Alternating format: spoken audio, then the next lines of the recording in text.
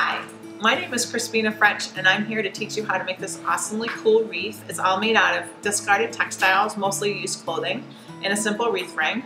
It's a whole bunch of fun, so let's get started. Get the material prepped. We're going to take discarded clothing, and this t-shirt is a really great example to start with. You can cut your clothing similarly, whether or not it's a t-shirt or a sweater, sweatshirt, whatever. Basically, you just want to make strips that are around about this size.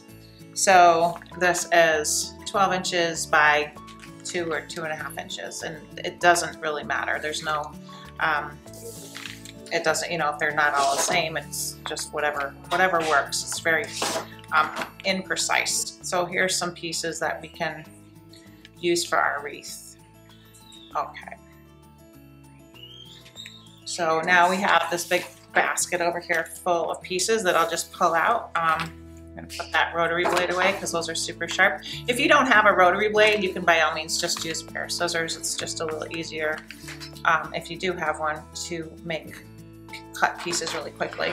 So you take your piece and you just make a loop around your wire frame, really simply, just like that. Fold it in half, put it between the two wire rings and just pull it.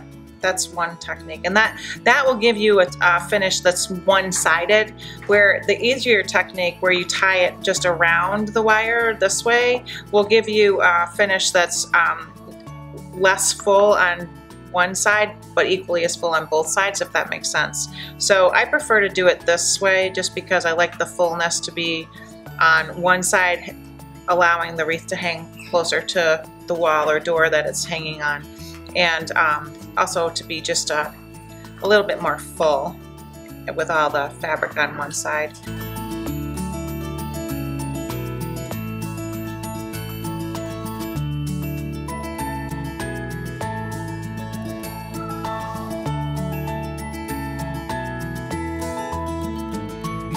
Hey, thanks for tuning in today. I hope you enjoyed the process. It's pretty simple. There's all kinds of ways you can make it your own by changing your colors or using different kinds of fabrics for different seasons. So thanks a bunch for tuning in. Come check out my website when you have a chance at crispina.com and learn all kinds of other creative crafts that you can do with your friends and family or just alone.